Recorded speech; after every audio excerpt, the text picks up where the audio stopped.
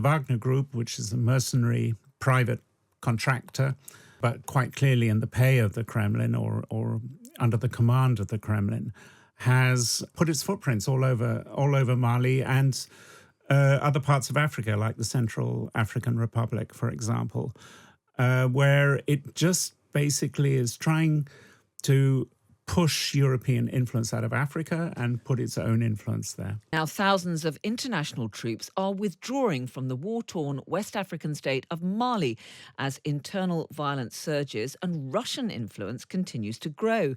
On Wednesday, Germany became the latest country to end its participation in the UN peacekeeping mission there, following a similar announcement by British officials who said they're withdrawing their 300 troops from the operation earlier than planned.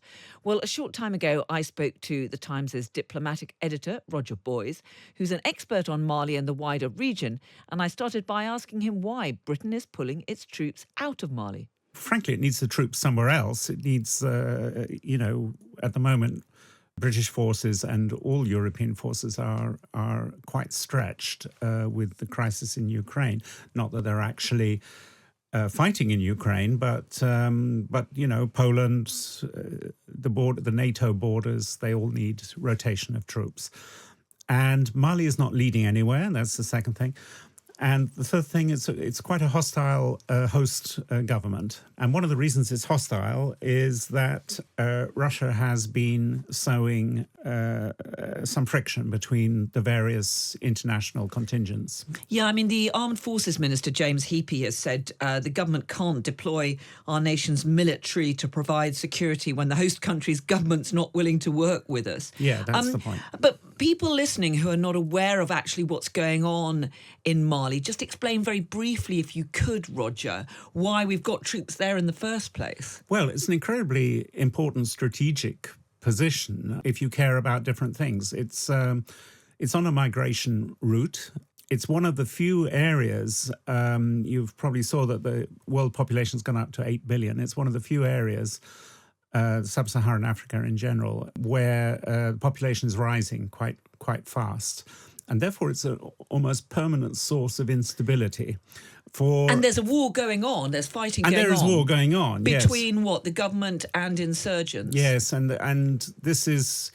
And the balance shifts all the time. And it's a very unstable government. And some say it's corrupt too. So really, we don't belong there, not when we have other duties elsewhere.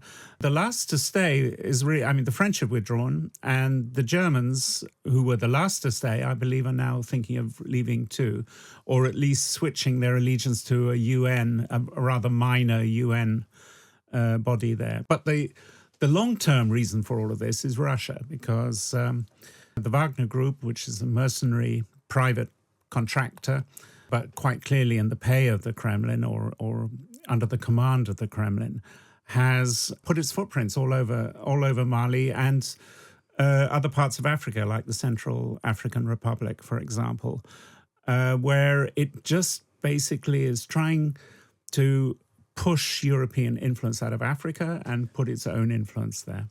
So the risk is that by Britain, France and other allies pulling their peacekeeping troops out and the Malian government effectively giving the Wagner Group a free rein, that allows Russia to strengthen its foothold in a really important part of Africa. Yes, I think there's part of the European and British establishment's thinking, which is kind of good luck to them, meaning that they will end up in a quagmire there.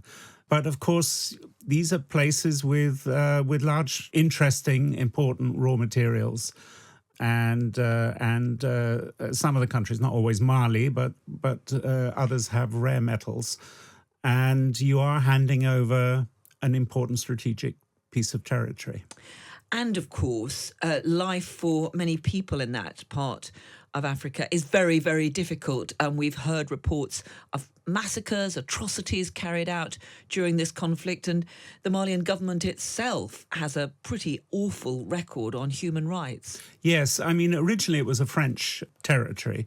And quite often French territories leave behind a bit of an empty shell of home government. So that there's no real legitimate governing tradition in Mali or the Central African Republic. It just is. It's a tribal question, and it's deeply corrupt. So is this now the beginning of the end of the peacekeeping force altogether? Could be. It depends what the Russians do with it. But honestly, there's not that much you can do with the territory itself, but you can cause mischief. As I say, these terrorists, there are groups which are the germs of terror groups, and there are certain passageways for the migration route to Northern Africa, which they could manipulate or weaponize. There's all sorts of mischief that they could play if they wanted. But frankly, they're occupied with Ukraine at the moment quite overwhelmingly. That's why they're using a mercenary group. They don't have enough troops of their own to do anything. Well, that was the Times' diplomatic editor Roger Boys speaking to me just a little earlier.